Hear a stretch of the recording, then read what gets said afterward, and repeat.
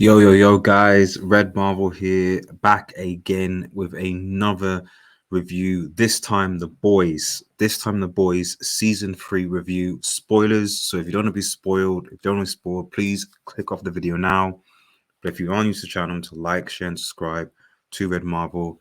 Twitter links in the description, as well as Twitch as well. Support your boy. It means a lot. But yeah, guys, man. Wow. Wow. The Boys season 3. Um, what can I say about this? Again, spoilers, just FYI.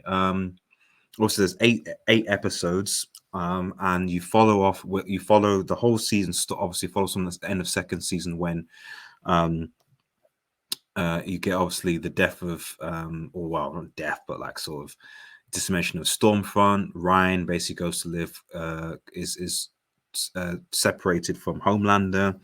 Um, Ransom obviously dies, which is obviously Butcher's wife, basically. Homelander, is still Homelander. And they go again, and Huey works essentially working for the government. It kind of starts there. In the first couple episodes, you're thinking, okay, yeah, things apparently are picking up. Huey's boss, the lady Bachman, I think, who blew the heads of people, is working for Stan Edgar. But Huey's actually working for her, and they're trying to deal with soups and the process and stuff like that, and Butcher's bringing them in, and so things seem to be calm right now. Like people are using Homelander's flight thing against him, and like so it's kind of like so there seems to be a balance, but that all changes when Soldier Boy Soldier Boy comes onto the scene, and this creates a huge dilemma for the heroes. And yeah, I mean, I'm not going to go through every episode as a full thing because there's obviously a lot to get through. So what I'll do is I'll just focus on comment on the individual characters and the main characters, the main themes. Um, I mean, first of all, if we start with the boys, right? Well, I'll start with the soups. Shout out to Homelander, man. The guy who plays him is just phenomenal. He's a phenomenal actor, and Homelander definitely becomes a lot more darker in this season if he wasn't already darker. But I think it's more so because he realizes that he can be his true self, and the public or a lot of these supporters will be fine with it. Like, oh, you know, you can kill someone who doesn't agree with you, and it's fine because I'm still going to get public backing. Like, what's the big deal? Like, it is what it is, That's what's so scary about it. And so he becomes more menacing, more comfortable. Like, whereas before he'd have to at least try and put up a front and try and, at least try and hide things. Or now it's like I don't have to hide. I don't have to hide who I am. I can go up against the media. I can go up against the lies. I can do all this. I can do whatever I want. And that gives him almost a new sense of power and purpose, because this guy is a narcissist. He craves attention. He wants to be worshipped, and he'd rather be worshipped um, than than not, basically. The character of Black Noir is an interesting one, because Black Noir has a personal beef or personal vendetta um, against the Soldier Boy, and it kind of ends up, and because you don't really see Black Noir a lot in this season, and aside from his relationship to Black Noir, the fact that he kidnaps Maeve. But the reality is that he unfortunately he ends up being killed by Homelander in the end, because you find out in the penultimate episode of season that Soldier Boy, who's basically like essentially a parody of Captain America. Payback is essentially a parody of the Avengers, and he's basically the parody of Captain America. But I know in the comics he's not that great, but in here, like, he's basically just as powerful as Homelander, roughly. You could make an argument that maybe he's more powerful, or at least the same, but his kind of nuclear reactor kind of chest power gimmick, I think, probably pushes him over, because when he controls that, it's just insane. Um, so unfortunately, Homelander didn't know that. He didn't know his father was there, and so Homelander takes as a betrayal and kills Black Noir, which is sad because maybe he's dead, maybe he's not. I don't know.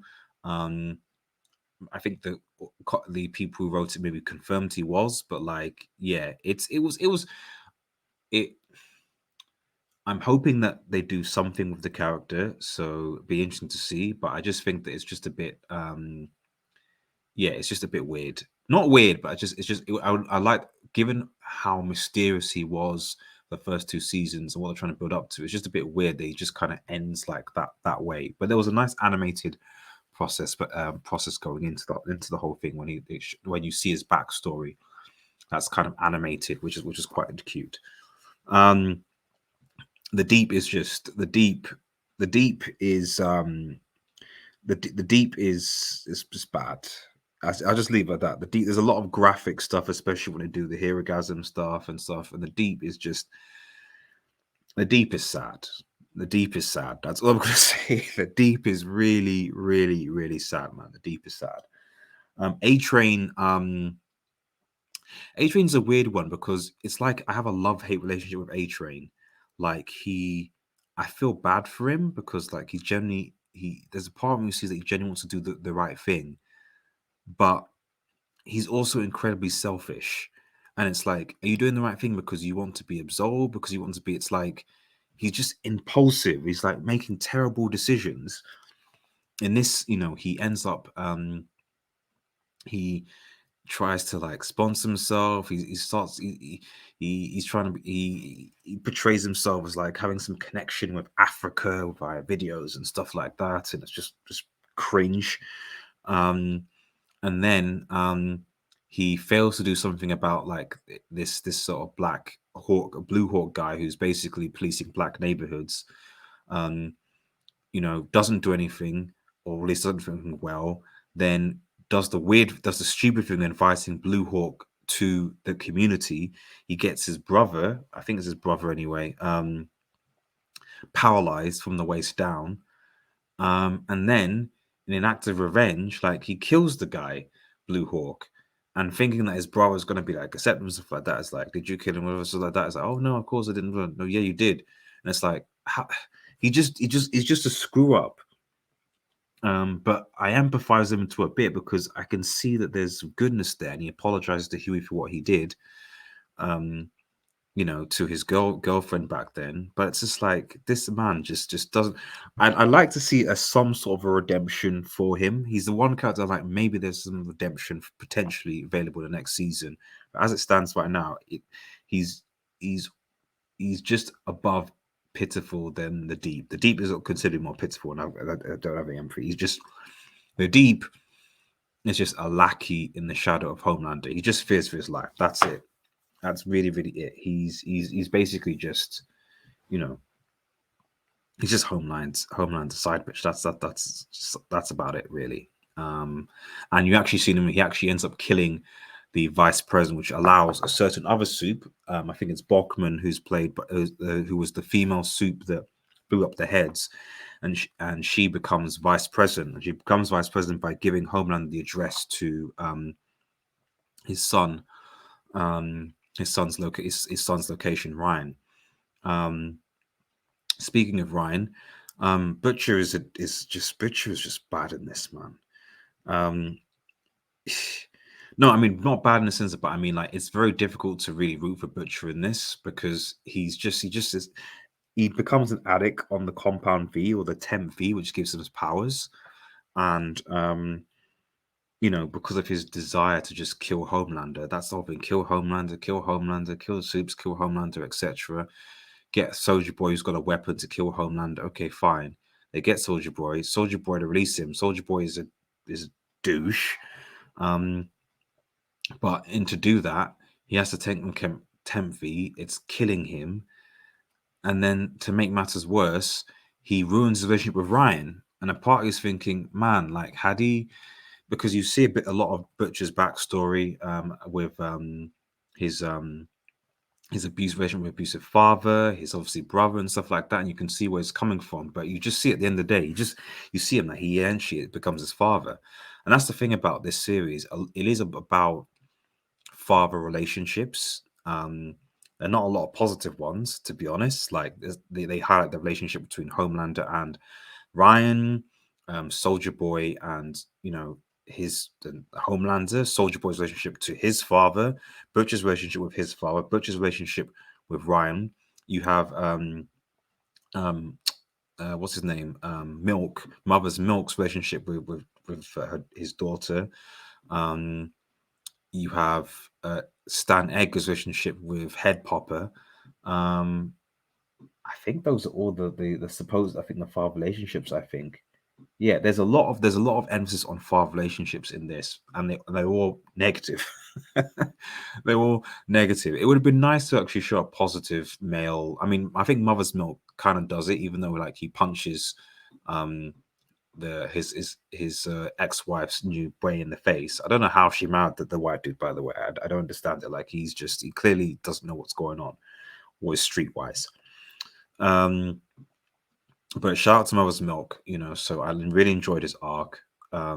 Seeing him get, essentially get a degree of justice, but also seeing how he was able to really show his true self to his daughter in the end. And I think that was cool because he was very, very angry because he wanted to kill Soldier Boy for what he did to him and his family.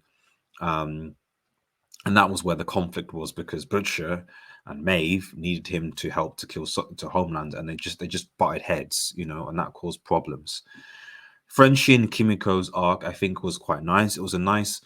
I know people say that they didn't really do. People say much they do much, but it was a nice break from the main story. I think Frenchie Kimiko's arc, even though it was brutal at times, because it was like a nice side story.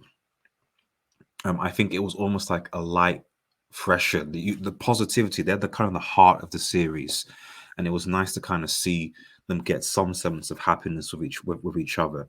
Um, so I think that was good.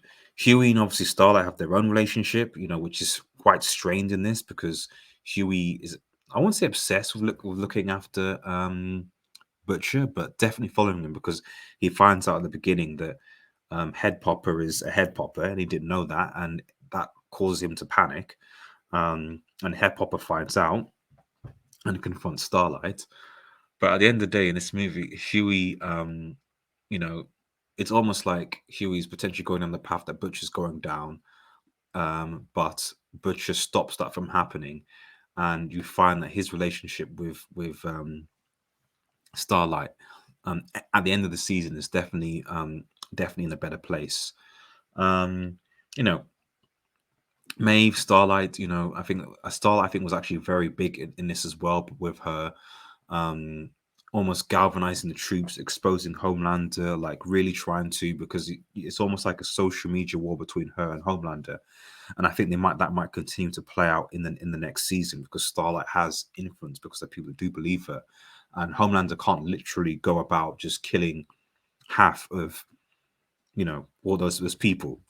I mean, he probably could, but not without governmental approval, which will be as interesting because at the end, and I don't think I was up here because I've been probably speaking too much, but at the end, obviously you have the final confrontation between Soldier Boy and Homelander, and Soldier Boy realizes that Homelander is his son, but he's actually and it seems like what's he going? Are they going to team up? Are they going to come together? What's going to happen? And you end up finding out that Soldier Boy's like, screw this guy. He's a disappointment. I want to kill him, get rid of him, and they're happy with that. But unfortunately, Ryan, who Butcher screwed over earlier in the movie, has now become attached to Homelander. Fight ensues. Eventually, Soldier Boy is recaptured and put back on ice, maybe to come back again. Who knows? Maybe not.